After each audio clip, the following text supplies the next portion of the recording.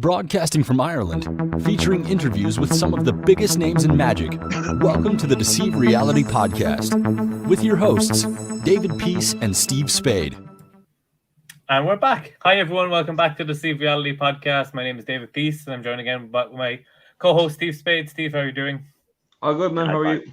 Good. And we have a very special guest returning to the podcast with a very special little friend with him, Matt Johnson. How are you doing? And introduce your little friend to everyone. Go on, introduce me, Yogi. Hey guys, I'm good. How are you? This is our wonder dog, Yogi. He's a pretty special little guy.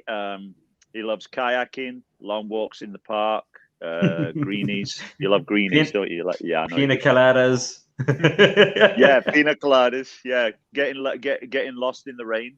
Was that it? I don't know. I think so. I didn't want to say it because I knew I would have fucked it up as well. I like pina coladas. Getting lost. I think it is getting lost in the rain. Getting lost in the rain. There you go. I think it's getting caught in the rain. Getting caught in the rain. There you go. Which, if you were lost, you'd probably be caught in the rain if you were lost in it. Because if you weren't lost in the rain, you wouldn't get caught in it, because then you'd be next to a door and you'd be in out of the rain. So I think we're going to change the song to Getting Lost in the Rain. Makes more sense. Remix coming out later in 2022. And like, they are drinking a lot of pina coladas, so more than likely you're pissed in the rain. So it's a whole different song. Getting lost and pissed and caught in the rain. That's the song. That's the song. Why are you drinking pina coladas in the rain? Why aren't you in a bar like normal people where it's warm and dry? Definitely. That's a song that people don't even know the lyrics to. That's about like two people trying to cheat on each other. Yeah. There's a strongly worded letter going to the writer of that song after this podcast. How did the first 5 minutes of this podcast, people have tuned off already. They're like, why are you talking about pina coladas and get lost in the rain? Or caught in the rain. Who cares?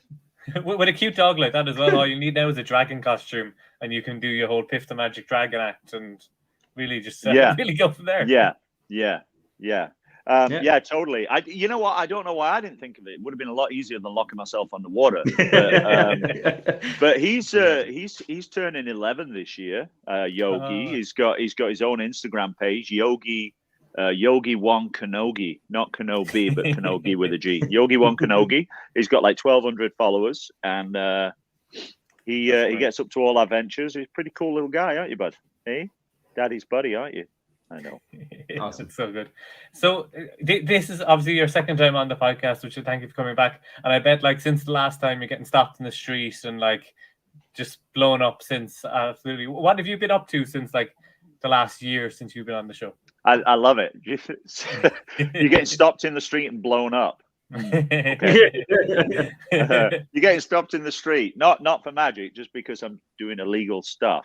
And what have I been up to? I don't remember what we talked about last time I was on the show. Where was I in my career last time I was on the show? Had I just finished a TV show or something? I don't recall. Yeah, it's such a long time ago. I think it's all over. It was right mid-pandemic, and I think everybody's trying to block out those few months. Yeah. Oh, right. Well, then since I think it was probably the first year of the pandemic. It was before I was on America's Got Talent, right? Yes. I think you just mentioned that you were about to go on it. Yeah, you were preparing for it. Yeah. Oh, okay. Yeah. So I did that. That's I did that little thing. America's Got Talent. Small little thing. It's a small local TV show. Yeah, little one. That was wow. There are lots of stories behind that. Where do I even start? As you know, I did Britain's Got Talent 2018. That's kind of what catapulted my career. And then a whole bunch of other shows. And then America's Got Talent presented itself at the late end of 2019. 2020. And I was basically asked to pitch some ideas for 2021 season. And I knew I didn't want to do the water because I've done that everywhere. And I knew I wanted to do something else. But really, a lot of people don't realize, but the only escapes that I own are the water escape and the head box that I did in Britain's Got Talent, the head box escape. I didn't own anything else. And so I got a ton of ideas. So when they asked me to pitch stuff, I said, okay. So I basically did like a half-hour Zoom and pitched them a bunch of ideas just out of my head, stuff that I've thought of, but I didn't actually have the props. And so what happened was, that was end of 2020. They said, we'll get back to you. January of 2021, they got back to me and said they liked the idea of this buzz saw, the circular saw thing that I did in the audition round. I said, okay, well, we got to build it. And so they said how much to build it. I gave them a price. Then they said, okay, we'll get back to you. And then about 5 weeks before we filmed that in LA, about 5 weeks before the audition round, they called me and said, could you still build that saw? Literally 5 weeks before. And so we set about building it. I mean, we literally, me and my welder guy that's here in my local hometown, we literally built it piece by piece. And I'm saying, weld this there, weld that there. It went wrong. It fell on my guy's head and cut his head. It fell on me, not going, it was stationary, but it kept, the water kept tripping. What a lot of people don't realize about that thing and about the water, and I keep saying this and people don't believe me, and maybe I'm stupid, but the stuff that I do is ridiculously dangerous. Now there are safeties in place. There are safeties in place, but as we're building this saw, it kept tripping. It kept tripping early when we were building it. So anyway, we finished it, and then we had a flight case made, which takes a lot longer to get it all sized, and then we did all that, and then we shipped it to LA. I arrived, and we literally, if you watch the show, Howie Mandel says to me, how long did you rehearse? And I say, the day before, yesterday. Absolutely true. Absolutely true. I'd been on it twice up here before we shipped it down, and it was scary because it kept tripping, and it kept shipped it down. We rehearsed for a day. It looked kind of top heavy too. I know it was designed maybe that way, but it looked like this part was way heavier than it is. So when we designed it, one thing that happened was it fell, and we realized we needed to put counterweight on the other end. So if you look closely at the video, underneath where my feet are before I go upside down, you'll see metal weight plates. There are weights there, right, to make sure it won't go, because also when you tip upside down, that throws the counterbalance off. Right? Cool. And it's really, if you look at it, it's really rickety, like it shakes. It looks like it's built in my garage, which it literally was. It doesn't look like it was built by a magic builder or something, which it wasn't. And so, we shipped it down, and we not only rehearsed it the day before, but all the choreography, the music was chosen the day before, the timing, which is split-second timing, the escape, everything was done the day before. So really, for how it came together on the day of the audition, I think it came together great. Since then, I did take it to New York. I performed it for about 3 weeks in the show, and then we took it out of the show because it was literally too dangerous. It kept malfunctioning. There was sometimes it would stick. There was sometimes it would fall. So we just took it out of the show. So it's here in my warehouse. We do have to work on it. We have to work on the structure's all there, but really, to be honest, we should have done all that. As you know, you normally take, 6 months, a year and a half, 2 years to work on something. Yeah. Just didn't have that luxury. Yeah. So the concept is awesome, though. The concept is great. So I mean, like you said, if you can do a 2.0 kind of version of it in the future with stainless steel or whatever, it looks awesome. Well, thank you. I had this concept in my. How it happened was, when I did Britain's Got Talent, the thing I was going to do in the final, if I got there, was I was going to do an upside down escape. But I couldn't go upside down without getting headaches. So I bought an inversion table for my basement, and I would practice on it. And every time I looked at it, I thought, I bet if I added something to that, it could be a really cool, dangerous upside down straitjacket escape. So essentially, we took my table and we ground all the paint off and cut it all and stripped it all. So what you're looking at is an inversion table from Amazon that's had everything stripped off on it and bars added and circles, and that's what it was. So it was always there. And also the other reason is I've done straitjacket escapes upside down from cranes and burning ropes. But the fact of the matter is that I'm terrified of heights, terrified. So I wanted to do a straitjacket escape where I'd be like 3 inches off the ground. So that is what we came up with. So that, it got me through. And then we had to create other stuff. So then I went to a guy in Vegas called Mike Michaels. You should have just went with a card trick at that point and just went ambitious card routine. I should have done what? Sorry, just done an ambitious card routine at that point. Just got everything else is fine.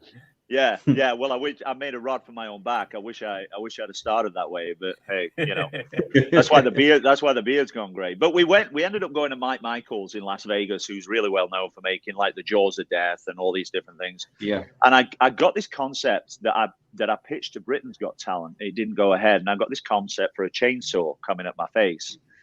And so basically, Mike Michaels set about building it, and that's what you saw in the quarterfinals. Now, it actually, again, that one got finished, and I drove to Vegas, got on it so they could fit the chains to my size. Then I drove to LA, got shipped there. We had 2 days with it before we went live. Yeah. And a lot went wrong with that. A lot went wrong. If you watch the video, there's a bit where the chain comes over, and it looks like he's screwing like a chain link. We put quick release links on because we couldn't get the sizing right. And what happened was, for some reason, backstage, I don't know how it happened, but that got unscrewed. So when we went live, my assistant looked over and realized, oh shit, this is unscrewed. So he had to screw it up before he put the padlock on. So it kind of didn't look that great. So all kinds of things went wrong with that. And in rehearsals, we probably did it about 40 times, and I probably escaped about 5 times. The other 35 we had to shut it off because I wanted to get out just before the chainsaw got to here, but it kept getting too close. So we had to shut it. We kept having to shut it off because I was having trouble with this lock because it was backwards, and it was a nightmare. Again, choreography, music, patter. That's the game. That's the Got Talent game. You have zero time. We did actually build another prop for the finals, but nobody saw it because I didn't get to the finals, and it got shipped back in my warehouse. It's never been opened. It's a $20,000 danger stunt. It sat there. I've never done it. I've never performed. I've never even opened the flight case, but that was going to be for the final. And so now, needless to say, I've got a ton of stuff now. We haven't got a warehouse big enough now. So it all started. People ask me, how do you spend all this money? How do you do it? It all started with a water tank. That's it. And that changed my life, that one prop. So niche down, work on something.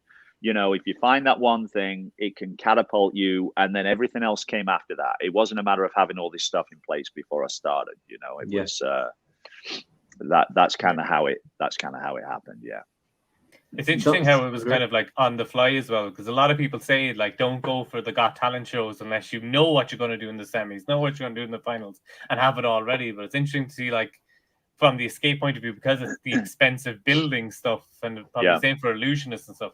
The average person who's going to be able to go on that show doesn't have the money to be building 5 escapes. When I started Britain's Got Talent, I had a water tank, right? That's all I got. And what I will say to anybody, if you want to do Britain's Got Talent, America's Got Talent, any of these shows, I did the same. I thought what I was going to do in the second round, the third round, the fourth round. I never went on Britain's Got Talent. I've said this before. I never went on to be an escape artist. I went on to do the water tank, and then I wanted to do some mentalism. Then I wanted to do a heartfelt piece about my grandma, magic and cards. But as soon as I'd done the first round, they said, you're the escape artist. That's what's best for you. And I agree. So, but the point being that if you're going to go for these shows, if you really want to do them, don't think a single thing past the first round. The first round is the audition round. Get that down. Send in a video. You don't even know. When I sent in the water tank video, it wasn't even professionally produced. It was just a handy cam showing the tank, right? And it got me on the show, and it changed my life. So you can be at your kitchen table doing card tricks. It doesn't matter. Just as long as you've got the trick down, the routine down, as long as you've got a good story. You need a good story, a reason why you're doing what you're doing, or a reason why you are what you are, whatever it be. Just do that and send that in. If you get through the audition round, you've then got about 3-4 months before the next round is filmed. So they will help you figure out. You can say, look, I'm going to do this, this, and this. And they'll say, no, you're not doing that. We've had that before. It's not good for the show. It's not good for this season. You can go in with all the ideas in the world and they won't get through. So the way to do it is have your first thing down, send it in, even if you think it's not good enough, send it in. I encourage you. The way I did it was I didn't get asked to do the show, Britain's Got Talent. I auditioned online. You just type in America's Got Talent, Britain's Got Talent, online audition. Page will come up. I sent a video. I did it 5 years in a row. On the 5th year, they said yes. And that's how I got on the show. And so send them that. And then if they say yes, you're on the show. And if you get past that first round, then they will help you not only create the magic, but they'll help you pay for it too. The expense is there once you're in the show. Flights, hotels, props. If you need props specific for the show, they'll help you purchase those and help you manufacture, and all that stuff. So just first round, that's it. That's all. And I know a lot of people put it off for that reason. So I'm telling you, don't put it off. Just figure out your first trick, your round, your mentalism, your whatever, and then the rest will take care of itself. It's going to be the hardest work you've ever done in your life. It's going to be months and months and months of signing contracts, doing Zoom interviews, talking, getting ideas, getting stuff built. It's going to be the hardest work ever in your life, but ultimately, if you get through the first round, it's going to be worth it, and that'll be your journey, right? Yeah, definitely. It's why every mentalist who goes on one of those shows has a links board or some really expensive electronic prop in the semi-final, because they're like, "Oh, you buy it? Yeah. Oh, I need all of Pro Mystics props. I need everything." You notice that, right? You notice that. Everybody gets the links board. That really is. It's like Oprah. You get a links board, and you get a links board, and you get a links board. Yeah. I mean, I can't. I can't comment too much on other people, but I know how it works. Because at the end of the day, if you make it through the first round, the show, they're great and they want a good show. And they realize they're also very compassionate to the fact that, people going on the show aren't necessarily just going to have tens of thousands of dollars worth of stuff. I mean, some people do, but a lot of people don't, like me. My whole career before this was doing, magic like we all do. And so that's really how to get started. That's how I got started. It's interesting hearing you talk about it again, like where you want to escape in the first round, and then after that move on to like a mentalism-y piece or a magic piece. And it's like, as magicians, we want to show that like we're well-rounded and we can do all this different stuff. But to the producers, it must be like this opera singer is now saying, "Oh, I'll do Britney Spears in the next round in pop," or like this dancer is now going to sing or something, which I think would be amazing to have someone come on, audition as a singer, and then do like ballet in the semi-final. It's almost like it's even more than that. It's almost like an opera singer coming on and saying, "Okay, for the second round, I'm going to do stand-up comedy." That's how they see it. That's how different they see escapes and magic. You see, Darcy Oak did it the right way because he went on doing magic and it was cool, but then he could do Jaws of Death, right? Yeah. But if you go on as an escape artist doing underwater, you can't then go and do card tricks. Now, I think you can. And that's what I wanted to do, show a breadth of personality and skills. But that's just not how it works because they've got other magicians in the show. Escape artists, for the most part, are a little bit more difficult, a little bit fewer and far between, right? Yeah. So, it's difficult to go the other direction. I found that out. I mean, but that is kind of how I fell into it and what I didn't realize before I started doing it. So, it's a big piece of advice I want to give to people because at the end of the day, if you have never done any of those TV shows, it can be the greatest thing to catapult your career overnight. Even if it just means you charge more for your gigs, it catapults you overnight. I mean, before that, I didn't, I think I said this with you guys before. Before that, I didn't have a cruise ship agent. I couldn't get in The Illusionists. I would never have got on Broadway.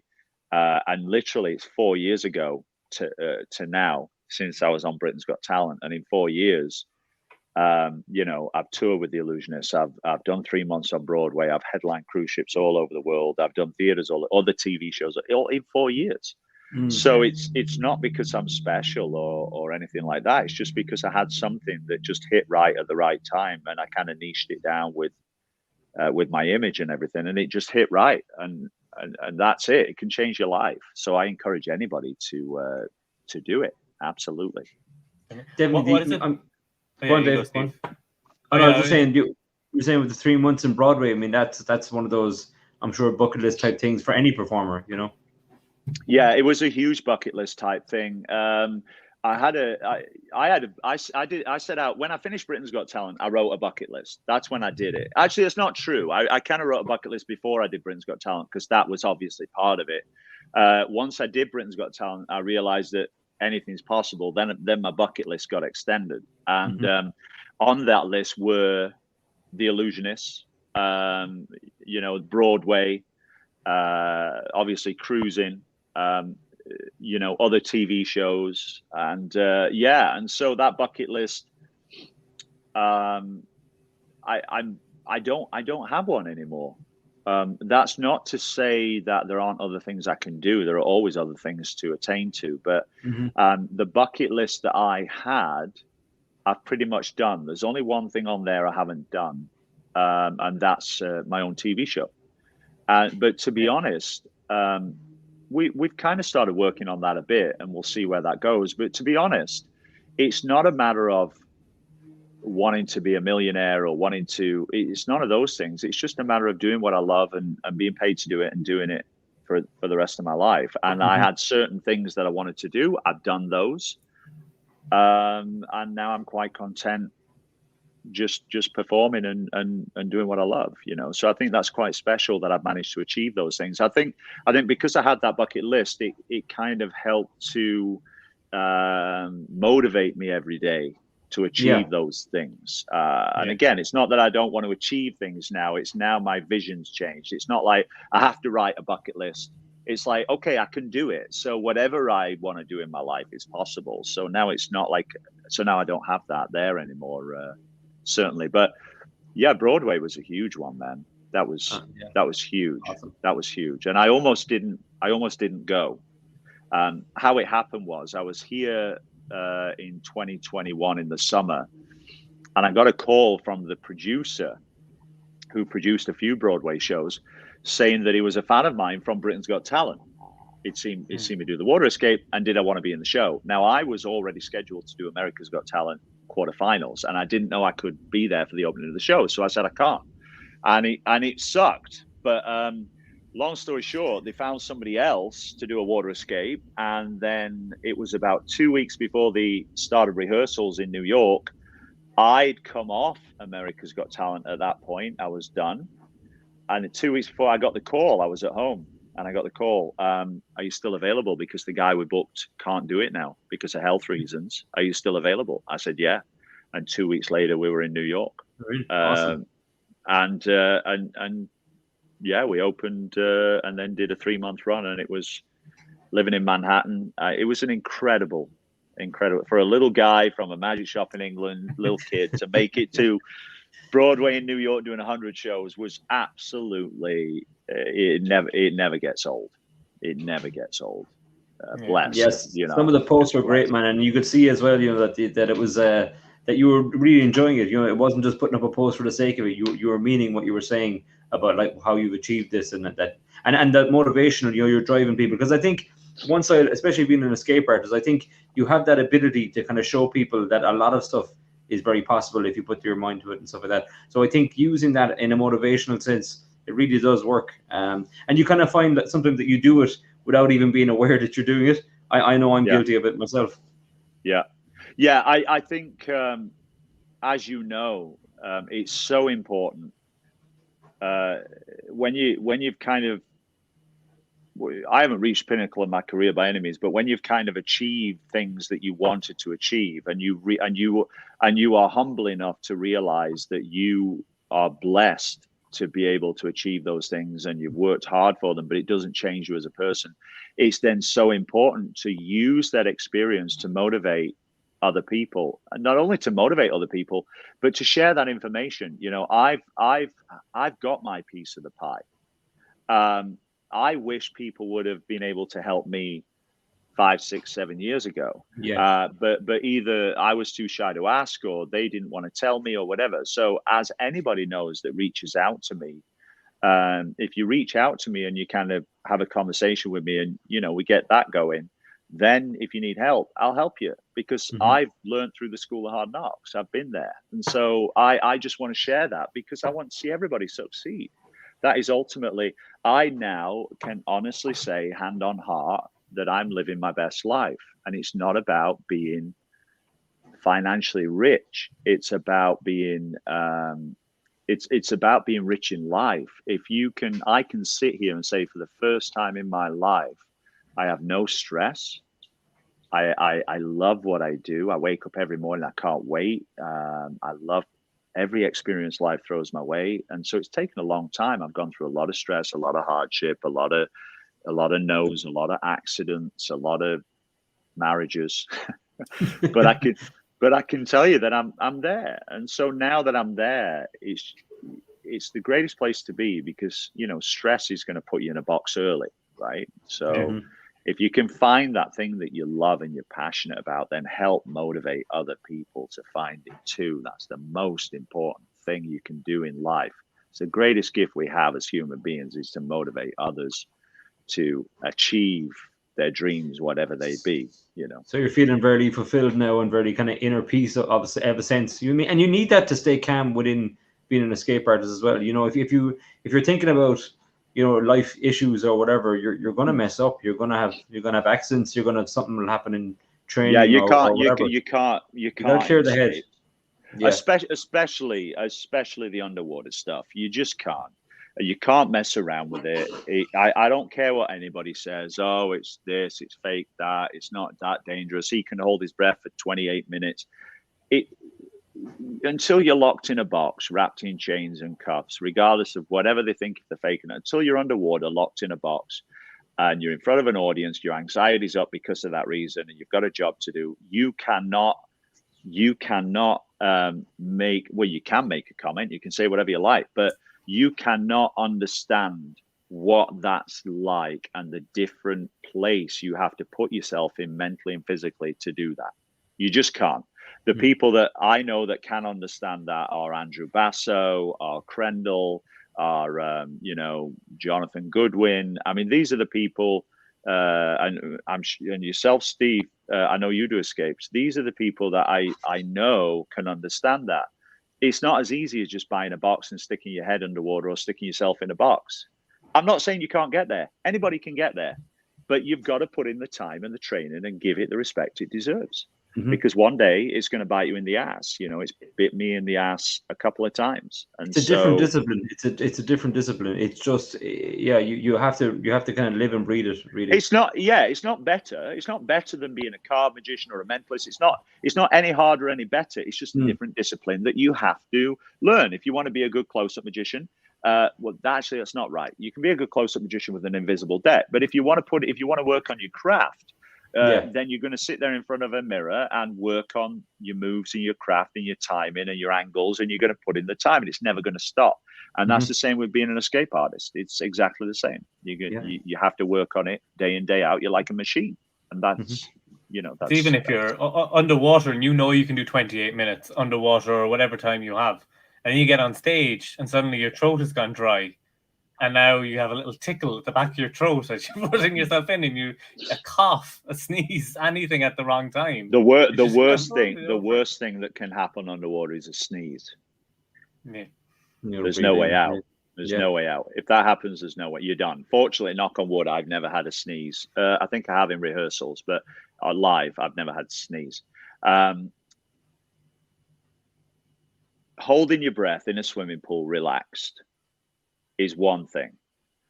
Holding your breath squished in a box on stage in front of an audience whilst moving and trying to pick locks and concentrate is a completely different kettle of fish. If you can hold your breath for 5 minutes in a pool, you can hold your breath for 45 seconds to a minute in a tank.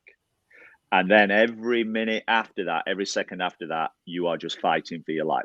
But the only difference is the discipline and the training teaches you, even though it hurts like hell, I'm not going to die. It doesn't not hurt like hell. It hurts like hell every time.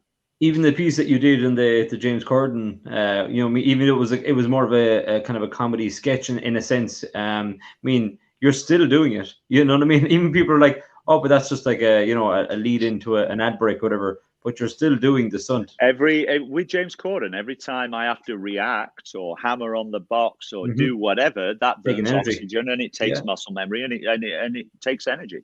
Yeah, it is completely counterproductive to what you're supposed to do underwater, which is not fight and stay still.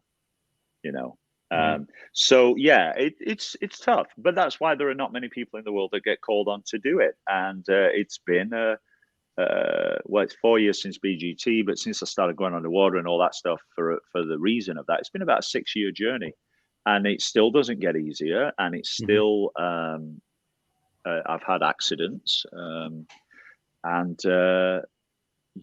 it is what it is. It's just what I do. It's just what I do. So. Yeah. With the performing on Broadway as well, because like you're in the same place for 3 months, which is so different to normal touring shows. How did you find that, having like a home theater that you like, that's where you go to every day, kind of like a normal job, I guess, the closest to it. Yeah, it was great. Yeah, it was great actually. When I got called about Broadway and they said they were going to book me, they were going through the specifics, and I said, what hotel are we staying in? They said, you're not staying in a hotel, you're living in an RV. A caravan. I said, no, I'm not. He said, yes, you are. I said, no, I'm not. No. Not only have I never lived in, but I've never camped in an RV or a caravan in England. So I said, no. They said, well, that's how it works. Every performer in the show, so there was like 8 acts, everyone lives in their own big RV, bedroom, kitchen, living room, dining room, bathroom, full heat, plumbing, electrics, the whole 9 yards. They're beautiful, brand new. Everybody lives in one of those. So I'm like, where the circus tent was at the Lincoln Center on Broadway, they'd set up a massive perimeter around it that was security controlled, and all these RVs were just behind the tent. And I discovered when I got to New York, it was actually the best thing in the world, because we were literally in the middle of New York. So I was 2 blocks walk from Central Park. I was 10-minute walk from Times Square. I woke up every morning, opened my door. I'm in New York. And then it was literally 20-second walk from my RV door to my dressing room in the tent. And then between shows, so on a Saturday when we did 3 shows in a day, if I had an hour between shows, I could just walk back, put my feet up, make something to eat, watch some TV, and then go back. It was the best thing in the world. I loved it. So yeah, that was an incredible experience. I mean, to open my door and sit on my steps and eat my cereal, looking at New York who can say they've lived in an RV in the middle of Manhattan? Like nobody. So, yeah, no, incredible experience. I wouldn't have changed it. It got a little chilly in the winter, but incredible experience. Wouldn't have changed it for the world. The experience would have been different if I hadn't been in the middle of all the acts. People from all over the world, Brazil, Ukraine, Berlin, Russia, like all over. Like it would have been a different experience had I not been with those people 24/7. So yeah, it was phenomenal. It was phenomenal, man. Really good experience. How many slots did you have in the show? Did you have to do 2 or 3 pieces? Everybody had 1 slot except for me. I was supposed to have 2. I was supposed to have the water tank and the buzzsaw escape. As I say, we took the buzzsaw out after about 3 weeks. So I would do the water tank at the end of the first half, and then I would do the second act in the second half. I'd do the buzzsaw. The buzzsaw got pulled. So I just did the water tank at the end of the first half. And the water tank, although it's about a 2.5-minute escape, the whole thing lasts about 10 minutes because we have somebody up on stage. We talk about the keys, the locks. They have to examine all that. So the whole production takes about 10 minutes in the show. But that ended up being the only thing in the show. It's hard going though, man. 3 months. I mean, that kind of a stunt on the body every night. I mean, that's 3 times on a Saturday. 3 times on a Saturday. It's not easy. Yeah. We did about 14 shows a week at the high. Right. So it was 14 escapes a week. And this kind of leads into a little bit what I wanted to talk to you guys about what happened to me in New York in rehearsals, because I haven't spoken to anybody about it.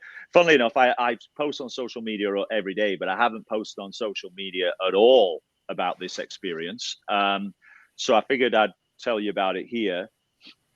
So before we opened, we had 2 weeks of rehearsal, and we rehearsed 12 hours a day, 7 days a week. I mean, it was hard because as well as doing the escape, it was kind of like The Greatest Showman.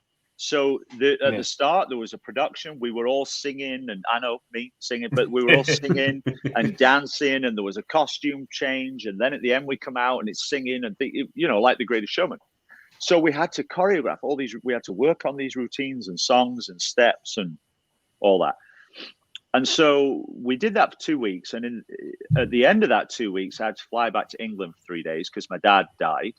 While I was in New York. Sorry to hear that. Yeah, thanks, man. My dad passed away, so I had to fly back to England for his funeral, and then I came back to New York, and I was tired. I was mentally and physically tired. I wasn't in the best shape, and so I was tired. And so completely understandable, Yeah. I just wasn't mentally or physically there. I was in a different place, which comes back to what you were talking about. And anyway, long story short, nearing the end of the rehearsals before we were going to open the show, I was doing a water tank escape, and I blacked out underwater. It's happened to me once before, but when it happened before, I knew it was coming, so I gave a signal to my team. This time, I didn't give a signal; I just blacked out. That was it. And the team weren't sure what blacking out looked like. They weren't sure if I was struggling at the time or what.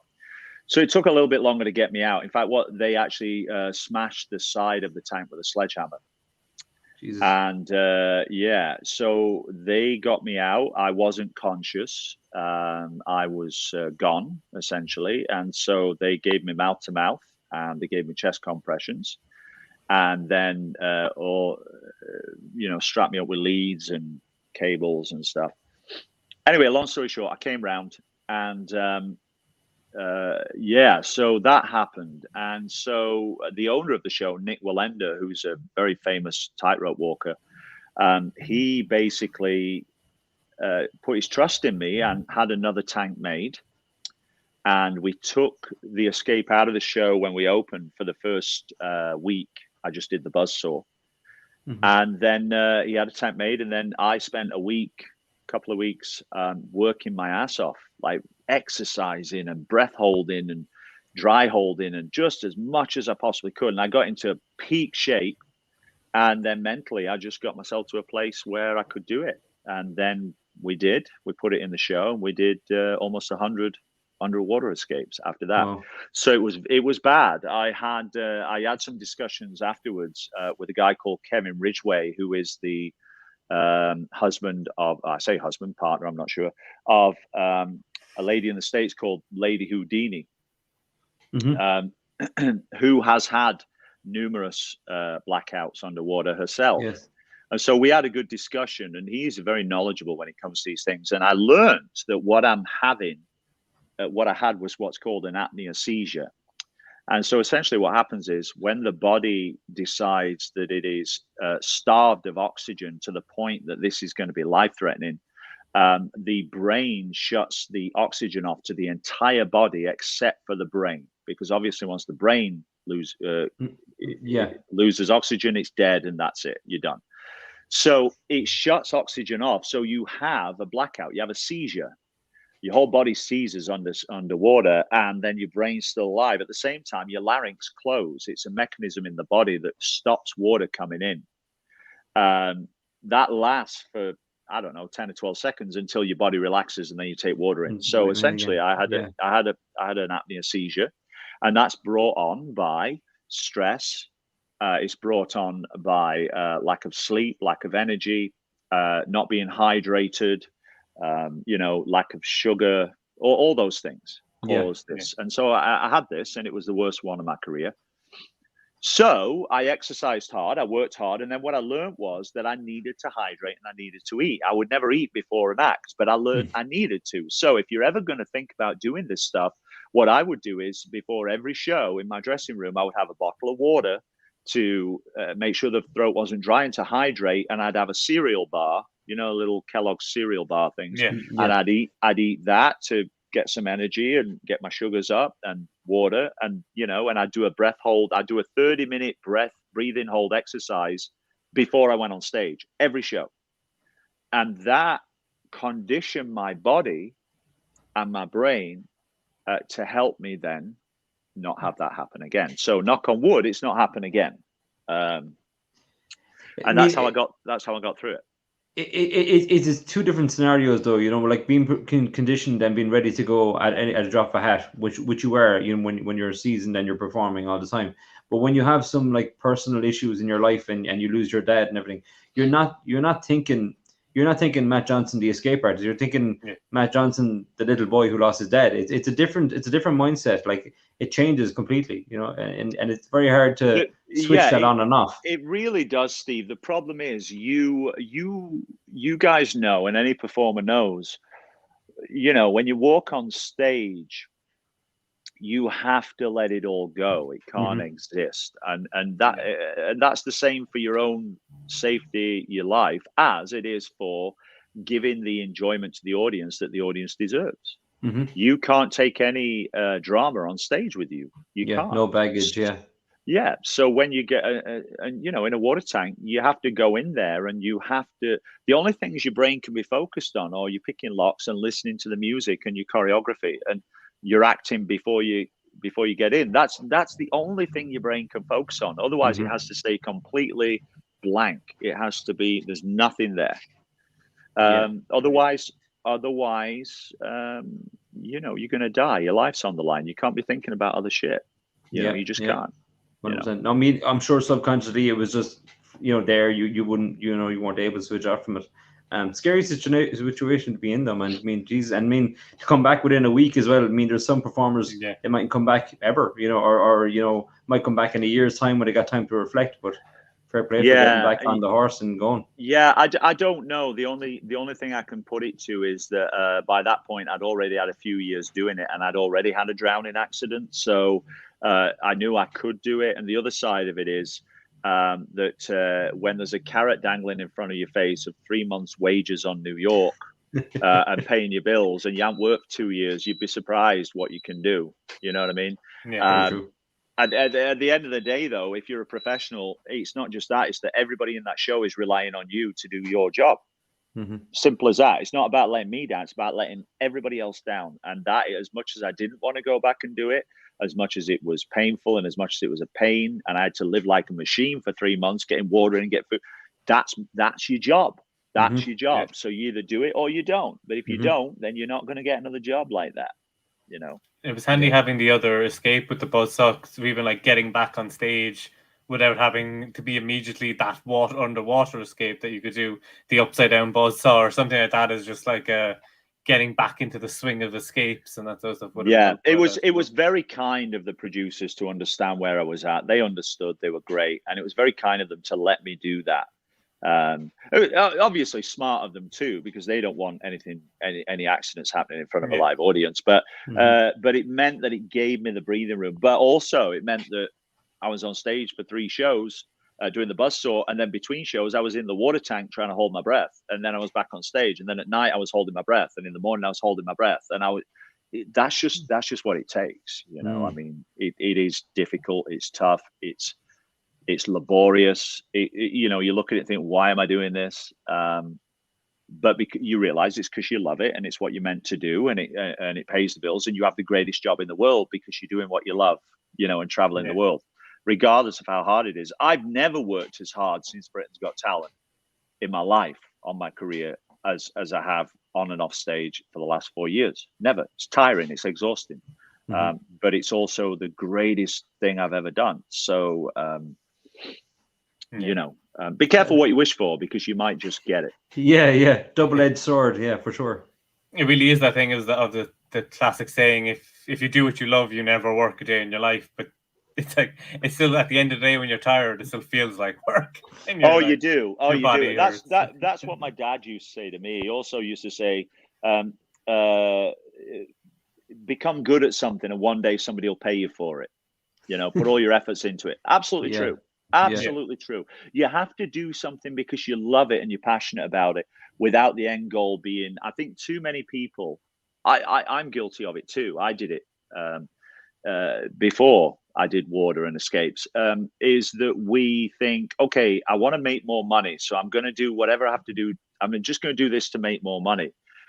And I think if you do that, you miss out on fundamentally what's important for that journey and to get you there and to make you different. You have to do it for the love, because if you do it for the love and the passion, you will work harder at it than just doing it to achieve the end goal, right? So if you work harder at something and you really put in the time. I mean, 6 years of working is a long time to do a bloody underwater escape, but it's taken that. It's I've had 3 tanks.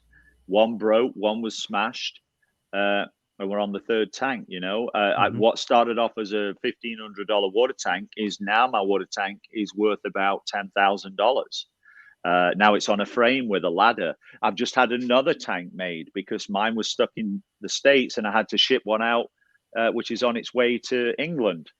So, I mean, these things happen. I mean, now I'm invested 15, 20,000 into 2 tanks, starting out with that little thing. But I mean, it builds, it grows, it morphs, it becomes bigger and better, and you learn little things about it and touches that you want to change, until now I can say I believe that the water tank now that I just did in New York I personally feel it is the best it can be. And I've never said that about anything. But after 6 years and, raising it up on the stand and the ladder and adding the keys and changing things I do and the timing, I think now it's a finished piece. It's taken 6 years, but I think it's a finished piece now. So that's why I'm ready to move on to the next thing. The next step, 100%. And even like you said, about money and all that. It's legacy is what you're kind of after too, though. You're going to you'll be remembered as this escape artist. I mean, and that if you have a passion for it, and it's not just your job, and it's not just you're doing a few parties on a weekend or whatever, and that's the kind of magician or whatever you are. If it's more than that, then money doesn't suffice really. It's more the legacy, the brand, and everything else that goes with it. Money is a byproduct of being successful, I think no, you're absolutely right. And I think the greatest way of explaining that to anybody for me is that I could make a lot more money, for example, I'm sure being a YouTube magician. I mean, if you think about it, I've got the following, I've got the name, people know who I am. So if I wanted to start up a channel and do 3 videos a week and work hard at it, I'm sure in a couple of years I could have a successful YouTube channel that was making good money. I have zero interest. I have a YouTube channel where I review watches for fun because it's my hobby and it's something I enjoy to do. But being a magician on YouTube, I have zero interest. I don't care if I make millions of dollars. It's not, it means nothing to me. It's not about the money. It's about the love of what I do, and and the craft and giving it time. And also, like you say, it'd be nice to think that I'm remembered for something, even if it's just that's the guy that did the water escape and that's the guy that did it on YouTube, on Britain's Got Talent and all this stuff. If that's what I get remembered for, that's great. I left something. I worked hard at something. But I worked hard on that for years and years and years without any money. So it has to be bigger than that. And it has to be important enough to you. Yeah. So it's not about money. It's not, I mean, ultimately it is, because we all have to pay bills and we want nice things.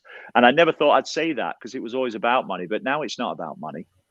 It's not about, I'm not locking myself underwater for money. I'm not, I'm doing it because I'm doing something that only a handful of people in the world can do. And that separates me from everybody else. And it's kind of changing people's, I really think it's motivating and inspiring other people along the way. And so that's what it's about. It's about my brother's struggle with seizures. That's what it's about. It's powerful, man. It's a powerful place to be in. I think we take it for granted as performers that we have that kind of, it depends on what you have to say, but people do listen to you because you are on stage, you have a voice. We do kind of take it for granted sometimes. Sometimes we have, we're very lucky to have that platform to be able to inspire and motivate other people. Yeah. We were talking recently to Adam Wilbur. We had him on the show and he was talking about, that he had a alcoholism problem for years, and he was saying that he overcame that, and that he feels that he just kind of wants to help people now because anyone could fall into that trap, or I mean, obviously with performers, we were talking about it before, there's high levels of depression and then different in suicide and everything else, because you are the life and soul of the party, but at some point you're not on stage. And I think some people can't, and especially if you kind of just live for it and you don't really have a life outside of performing. I think that's kind of what we were kind of getting at, you know, that if you're always on and you don't have a family or whatever else, you know, it's very hard to switch back and forth. If you're always a performer, you don't really, you're living in this kind of weird matrix where you're not a real person, you know? Yeah, I think it's so important to have a regular life outside of performing, especially if it's what you do for a living. And I think Definitely. it's so important to switch off. And I think it's so important to not.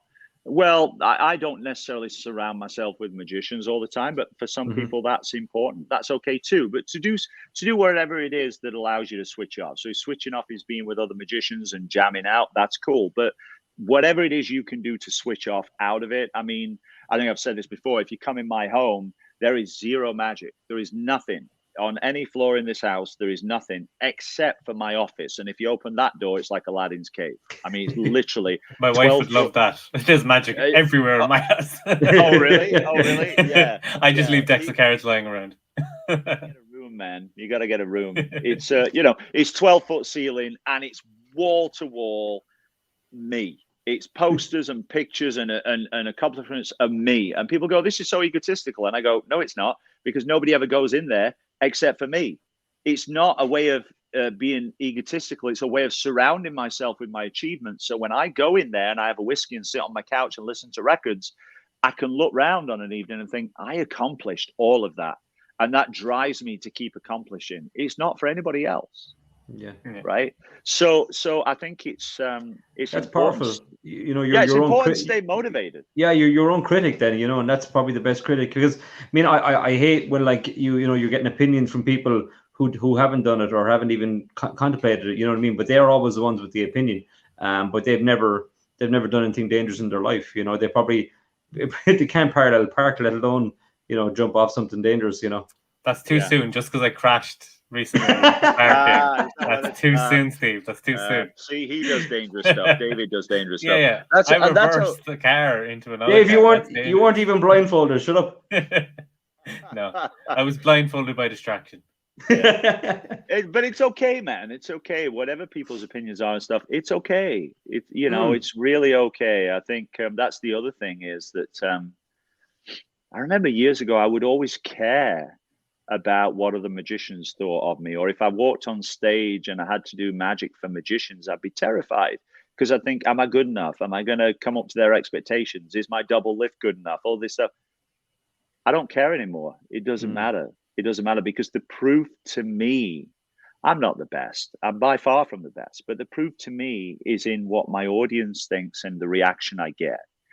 Yeah, that's all I need. It's not about it's not about justifying myself to the magic community. It's not that I don't take it seriously, and it's not that when I step on stage, I don't want to do my best for the magic community as a representative. But all this stuff about who's the best and who does this, and you can do this and you can't do that, and and you can do a double lift and I can't do a coin roll. It's just not important to me. We all have strengths and we all have strings to our bow that are different. Right. Definitely, yeah. I mean, if it was all the same, it'd be a very boring world, But that's the thing we were talking about different clubs, kind of globally, that a lot of real professionals leave clubs because there is that, they might be positive that you've been on TV or whatever, and that's a good thing for the club or whatever it might be. But it doesn't matter if it's a small local club or one of the international ones. There is that begrudgery type thing, and you do have to rise above it as a performer, because they'll say that was a great performance on TV, but then they're talking shit about you afterwards, But like you said, you just rise above it, and I'm sure there's been tons of negative comments with all the Britain's Got Talent, because people, I mean, that's like a free forum for people just to go on and vent while they're sitting in their boxers eating cereal, never doing fucking anything with their life, There'll always be there'll always be different opinions on. That's not a real beard, Matt. We know it's stuck on. Right. Right. So I've had. That was funny you say that. Actually, I do have. It was me. I do have this exact beard, but it's fake. I had it made out of hair. No way. And it looks exactly like this. It's down in my office, but it's fake because I thought about shaving this off, and then when I perform on stage, gluing the fake one. You can't tell. It looks exactly like my beard. It's been designed the same. And then gluing that on. Then when I finish the show, taking it off and putting how people have those sleeve sleeves that are covered in tattoos. Yeah. I thought about having blank ones made. And so then I take the beard off, put blank sleeves on, and nobody knows it's me. You know what I mean? Brilliant. What would be great for a show is like shave off the beard, wear Second the half. fake one, and then once you're about to go into the water tank, be like, I hate when I get my beard wet, and just take it off and hand it to someone. Well, Keep it's that funny. dry. It's funny you say that, because the idea was to walk That'd out be on great. stage, start my act, my promos started. I get about 10, 15 minutes into my act and then go, you know, when you watch a magician, nothing's ever quite what you think it is. And then literally go and take it off. You know what I mean? I just think that'd be so cool. But because before I went to New York, I shaved it off because I'd had it for 6 years and I was fed up with the bloody thing, and I shaved it off. And then when I went to New York, they were like, oh, your character is like a turn of the century 100 years ago escape artist. We loved it with the mustache. So then I grew it back, and you know, and waxed the stash. Like, grow back, come on. Yeah. Focus. It happened to me when I was working on Vikings. So they wanted me for one of the scenes where I was a magician, and they were like, "Now don't shave." And I was a bit stubblier than this, maybe a bit more beard than this. And I was like, "Yeah, okay, no problem." So they did the headshot the day before, and I was recording the next morning.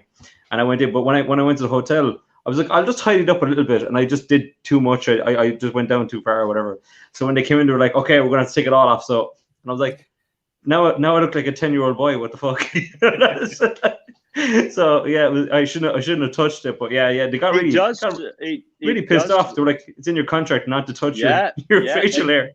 Well, when they called me 2 weeks before, I said to them, "Just so you know, I've shaved my beard off." They were like, "What?"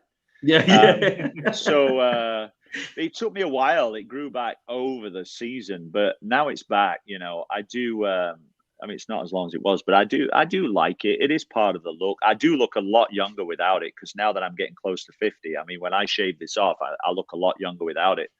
But this is the character. So this is part of what they want. You know, for now it's got to stay. But there is a fake beard in my office. It's actually not made. It's not made of real hair. It's made of yak's hair, and it's in my office. And one day I might do it. You'll never know. Oh, it'll be so good. Next time you're on, you'll be like, put it up. That's awesome. It'd be good if you ever need a duplicate person for like a prestige style illusion of like teleportation. Right. Just have a fake beard and you'll be flying. Maybe that's what I'm working on. I can't tell you. Yeah. Have you been working on with doing the escapes and stuff? You have created a lot of magic for the magic community. Are you still creating magic now, like in your spare time, or are you more focused on just escapes? No. I mean, no, I haven't created magic for quite a while. I also haven't lectured or anything for quite a while. I don't know if I should say this or not. A lot of people don't know, but I was actually booked. Nobody knows this. I was actually booked for the Blackpool Magic Convention this year. No way. Oh, wow. And then I had to cancel because I got Broadway. And Russ Stevens was very, very kind about it, because I've been booked to come and perform in the gala, do a Q&A, inspirational lecture type thing. I was supposed to be there, but we had to cancel at the last minute. And so they were really good about that. But that would have been the first time in forever. In fact, this one I've got coming up, I've got one coming up in England soon. We'll talk about that in a sec. Yeah. But no, I don't lecture anymore. I don't create anymore. I think the last thing I put out was the In Plain Sight Magic Square thing through Murphy's. I don't create anymore. I will. It's just not where I am right now. As far as creating escapes and stuff, yes, I've created a lot. I do have a lot more plans. But that's not just what I do. I mean, you know, when I was on Broadway or in The Illusionist, I just do the underwater. But when I do theaters or ships, I've got 2 theater shows coming up next week in Eastern Canada. There's only the water escape. It's a 2-hour show. The rest is magic, mentalism, improv, audience participation, comedy, sleight of hand. I still do that. Yeah. But the stuff I do in that, I've done for quite a few years now. It's stuff that routines that I've done for quite a few years. So no, to answer your question, I'm not really creating anymore. I am, funnily enough, I have found myself in kind of an advisory role I didn't set out to do it, but in the last 2 weeks, I've had maybe 5 or 6 different magicians contact me, and we've done Zoom chats, or they've done face-to-face, or they've come to my home. And I seem to be helping magicians a lot, whether it be with ideas they've got, or whether it be with wanting to get different gigs, or on ships, or on TV, or whatever. So I have been doing that a lot. I don't charge to do that. It's my way of giving back. I think, as I said before, that's so important. I don't do it with everybody that asks, because if you send, look, guys and girls, if you send me a message on Facebook or a text, and you say, "Hey Matt, how did you get on AGT?" or "Hey Matt, how'd you get in The Illusionist? What's the contact?" If you send me that message and I've never spoken to you, and that's your first point of contact, you are not going to get the answer you're looking for. Just so you know.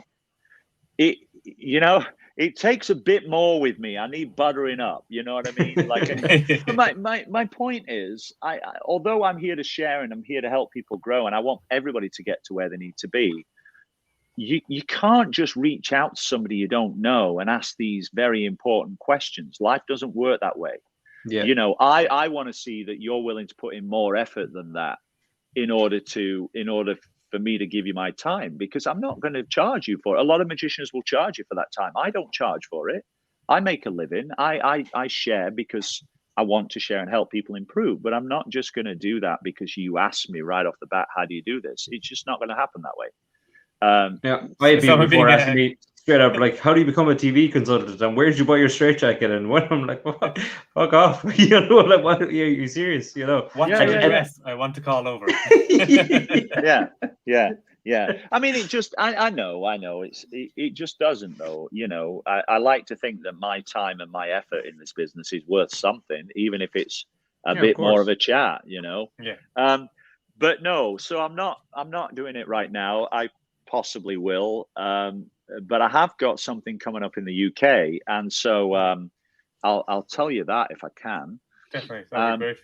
Yeah. So I grew up in Sheffield, England, and there's a magic shop there near the centre of Sheffield.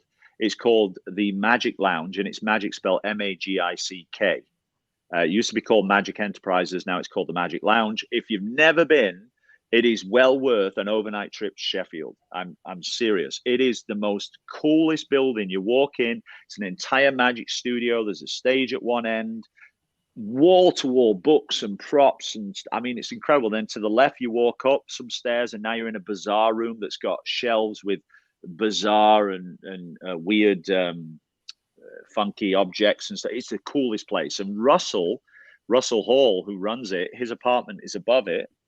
And he's owned it since I was a kid. And so I used to go there every Saturday, 9 in the morning till 5 in the afternoon. First one in, last one out. Right through my teen years. That's where I went and learned my craft. And some of the greatest magicians in the world that nobody's ever heard of are there. Some are still alive. Some have passed away. Anyway, he started a thing called At Home With. So the first one was about a week ago with a guy called Andy Taylor, who's an incredible close-up magician from Sheffield. He was around when I was there, and so they did an At Home with Andy Taylor. And so I'm coming to England after I finish my 2 theatre shows in Eastern Canada. I'm flying direct to England for my next project.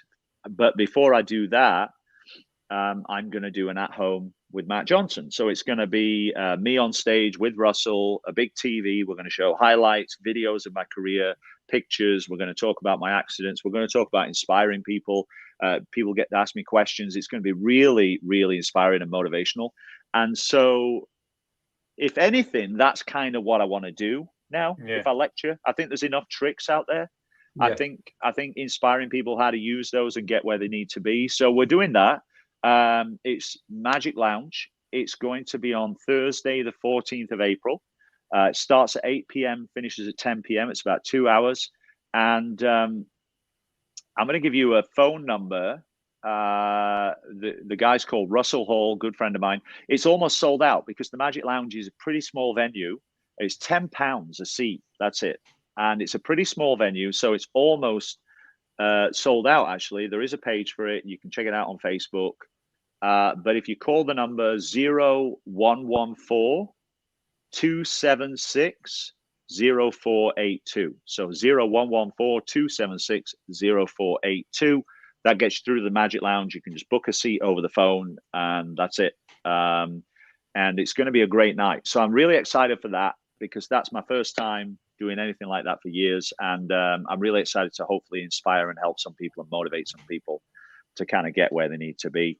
And Very then cool. it's not long after that, about a week after that, I start a new project for the rest of the year. Nice. Can you share us anything about that new project that you've been doing for the rest of the year? Yes, I can. Dragging it out.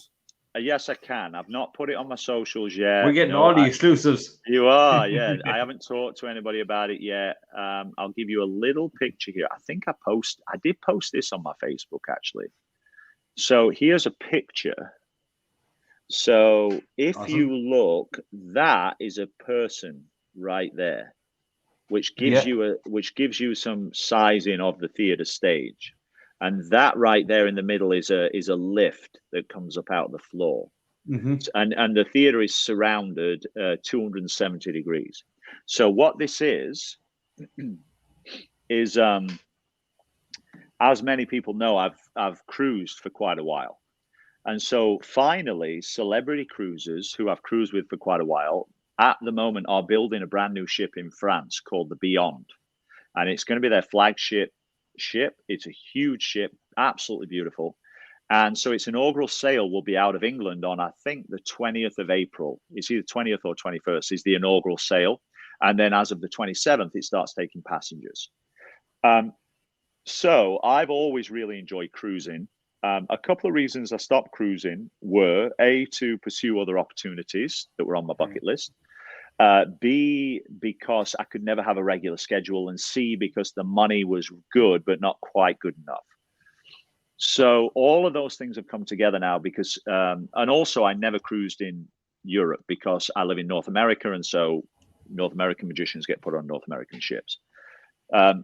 So finally, after 4 years of cruising, Celebrity have finally said, right, we want to give you your own ship. So I'm getting my own ship. I'm the headliner. Well, there's a couple of headline acts on it. One's a singing act. I'm the headliner on there. I'm going to be on it for the rest of the year. I will be doing 3 weeks on, 2 weeks off, which is amazing because now I have a schedule and I get paid more. So now it's worth it.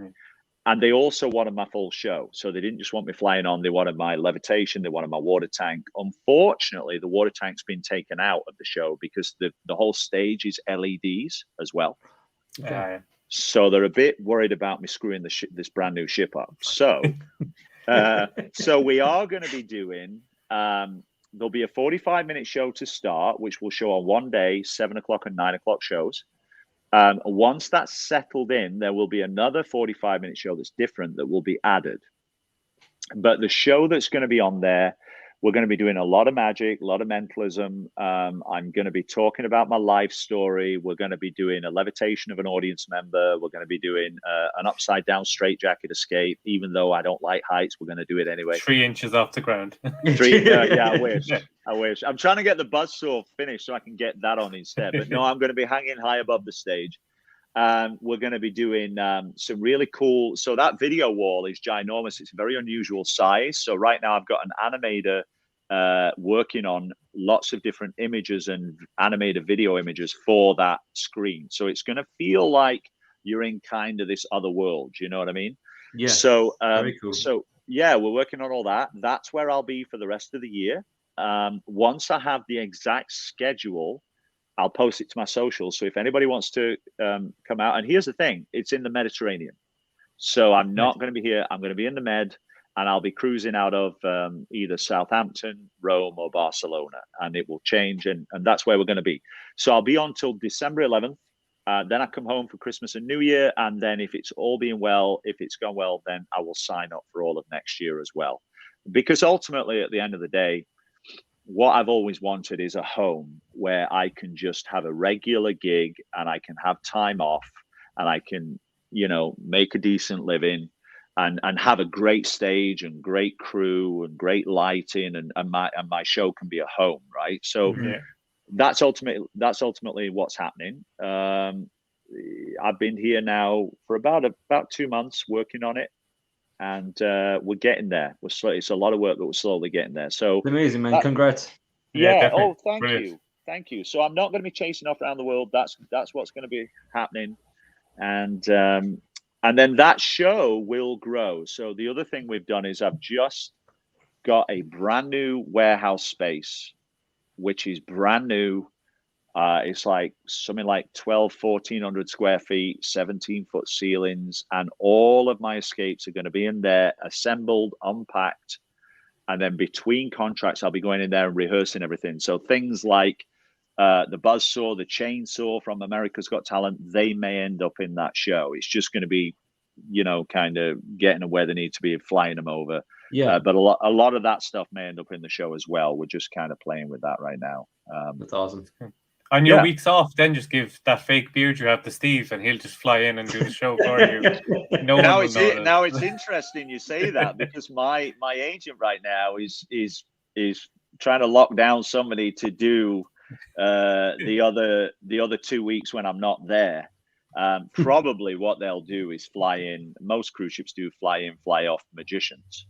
And I'm guessing that's probably what they'll do. Right now, we have to do 3 and 2 because of the COVID rules are still in place, and you can only be on a ship for maximum of 3 weeks, and then you have to get off for 2. Now, if that changes next year to say it may end up being 4 and 1, much to my wife's dismay, but it may end up being like 4 on 1 off, or 3 on 1 off. Yeah. It may end up being that. It would be nice to do 3 in a month and 1 in a month off. So we'll see. We'll see what happens. But that's the plan. So it's been a lot of work, but that's ultimately what I wanted, and so that's where you're going to find me on the Celebrity Beyond. If you look now, I'm not advertised as being on the ship now. I won't be until it sails, but you can check it out. Celebrity Beyond, beautiful ship, incredible 1,000-seat theater, state of the art, really quite something. So that's going to be nice to cruise around the Med on that. It's amazing. Not many icebergs or anything in the Med as well.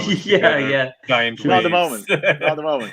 You don't want to be doing it right in the middle of your chainsaw escape, and a wave hits the boat and it jumps forward just a little bit too. That's right. Yeah. I appreciate the looking out for me there, David. Yeah, that's great. Yeah, just have someone on wave watch before you turn on anything. Way to go, shitting all over Matt's stream. No kidding. I'm hoping at some point the water escape will be on there. The tank will actually be on the ship. We are shipping it there, but it's just not going to be in the show. But I'm hoping eventually we can figure something out. It won't be for the rest of this year, but I certainly would like to get the water escape in the show on the ship. I think it would be great. Yeah. So we'll see what happens. It'd be cool. Maybe you could do it somewhere else on the ship. As like I don't know, like a or maybe maybe not on the main stage, but some other part of the ship or something. Maybe just jump off the back. Jump off the back. Why not? Should have made it. It'd be lovely warm if you can't. Maybe a rope that's attached to the back of the ship, and I'm like waterboarding through the through the ocean. There you go. Yeah. People will be like, let's see if it really is a trick, and just shoving you into the pool. Yeah, totally. Well, now it's interesting. It's interesting because I know that Danny Hunt, who's an escape artist, I know that Danny Hunt and his wife were on cruise ships. I don't know if they still are, and they would do a thing where in between shows they go up to the pool deck and they jump do an escape in the pool. It's actually not a bad idea, although I don't want to suggest it because then I get more work. I'm quite happy. I'll be doing 1 day a week in the hot tub the rest of the time. So just put on some handcuffs and get into the hot tub and pretend you're doing an escape. I think everybody would get out. Can you imagine me getting in with lots of hey guys, with lots of handcuffs? I think everybody would leave the hot tub really quickly. I think so. Which is and there's another, as well. there's another idea for the stick-on beard. It's merch. Your 25 quid, get your Matt Johnson beard. You know what's funny? What I do have another thing on my bucket list. I forgot about this. One of them was that I always wanted to get so famous enough. I shouldn't say so famous. I want to get famous enough that I would have that there'd be a Halloween costume, and it would be 2 sleeves and a beard and a pair of handcuffs, and that on a ball cap. That was my idea, to have a ball cap, 2 sleeves, and a beard and a pair of handcuffs in a bag. Matt Johnson for Halloween. Can you imagine? That's great.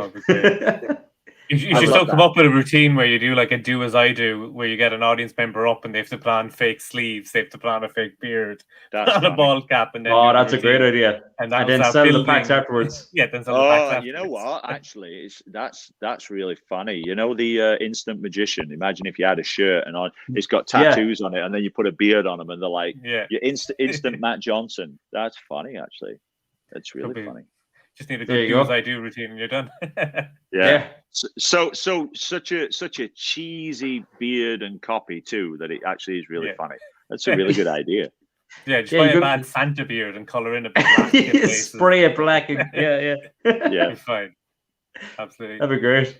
Yeah, it's an amazing thing to just like have your own theater on a cruise ship like that. It's just really cool. I can't wait. I mean, I've cruised for about 4 years. Since Britain's Got Talent, I've cruised on and off. Last couple of years, I've had cruises booked and then had to turn them down. It was the same with Broadway. But fortunately, the cruise companies and my agent have been really good about it. And so it's getting to a point, though, where I had to make a decision because I can't keep taking cruises and then canceling them. Otherwise, they're just not going to book me anymore. Yeah. So I had to make a decision. And then fortunately, that's where they came to me and said, right, how about this? And I said, yeah, that's great. Because I don't want to do 14 escapes a week. You know, I've done it. I did what I set out to do. I don't want to do it for the rest of my life. I can't do 14 underwater escapes a week. Yeah. So just being able to settle in something that's going to make me a living and give me the time off to see my family is what I always wanted. And that's kind of where we're at now. So I'd be happy to do this forever. I really, you know, also in that 2 weeks off, I can pick and choose a couple of choice gigs if I need to. But I'd be quite happy to do this, you know, for the foreseeable future. I mean, it really is, it's a great vehicle to perform and do what I love. So, it's nice. Escapes, you don't like it's easy for a magician who does like some sort of like pack small, play big stuff to be flying around the place doing gigs.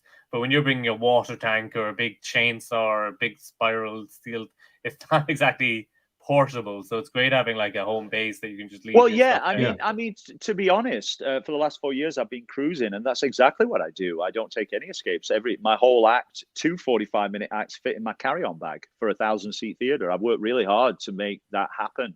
And 90% of it's not on camera. So I've been doing it for years. Yeah. And to be honest, doing that has been nice. But the thing about doing that is you don't know when the next cruise ship's coming a lot of times, right? So being able to just take a few extra bits and pad the show out, make it look a little bigger, and then know that there's a schedule is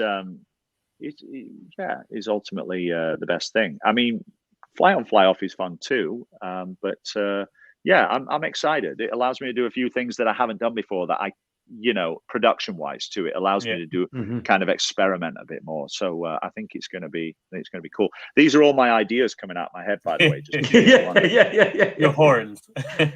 These are all the projects I've got to work on.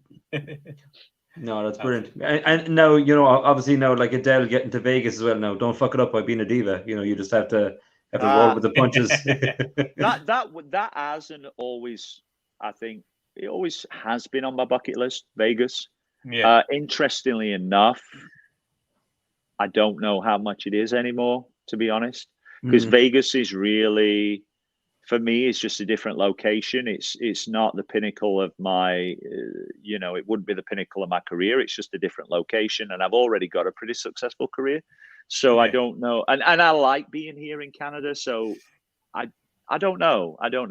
The possibility when I did AGT, they did talk to me about being in the AGT live show in Vegas. That's there now. A lot of my friends are in that, and that may still happen. They may call me about that. But to be honest, even if they did, unless I had the free time, I don't think I'd do it. I think if I had the free time, I'd do it. Just say I've done it. Yeah. It's not what you're talking about with the cruise ship now, though, as well. You know, you're going to have a nice kind of life-work balance type thing, you know, and that's kind of what you're striving for. So I'm delighted for you, man.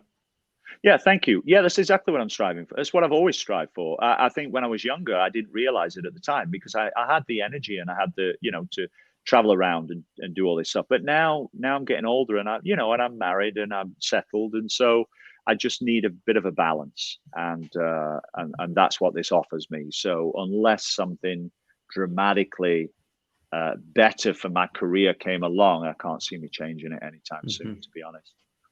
Definitely. We'll have to all go on a cruise to get hands or something. So yeah. Everybody come on the cruise. Yeah, that's right. Definitely. So I just want to thanks again, Matt, for coming on. We really appreciate it and spending so much time with us, chatting and about everything and giving us all the information about what you've been up to over the last while and the future plans. And definitely, if anybody's near Sheffield or can get to Sheffield, what date is that on really again? Cool. The 14th, I think it was. Yeah, perfect. So for people. I would encourage anybody if you can make it out 14th of April. I'd love to see everybody. It's the only one I'm doing out there. It's kind of what I got planned for Blackpool, but it didn't happen. So I'd love anybody to come out, check it out, hang out, say hi. I think it's going to be a great night, and it's also a great way to discover that incredible magic shop, because I mean there aren't many brick and mortar shops anymore, and I owe so much to that place. That is where I learned my craft and everything. So the fact that it's still there is amazing. So I encourage you to check it out. It's cool, man. As well, you'll have a home crowd, and and like you said, if it means a lot to you, I'm sure they're very proud of you in the club from all the stuff that you've done. Yeah, I'm proud of all of them as well. They're doing things, and it never ever. I am certainly not. I'm just making a living, but to come from being a young kid in that shop and to be able to do that it's always nice to go back there and remember how it all started. So yeah, I'm excited. I'm looking forward to it. Absolutely. And definitely follow Matt on all social media. Lots of motivation there and positive vibes, which is nice. If you want to follow me on Instagram, Facebook, and Twitter, it's all the same 3 words: like Matt Johnson. Those 3 words. And then my website, actually, my whole website's just been redone. Finally, it's urbandeception.com. Urbandeception.com. You can go there. There is a blog on there I've not started, but once we get started on the blog, it will tell you everywhere I've been, I'm going to be, what's coming up will be on there. So that's the best ways to follow me. Yeah, absolutely.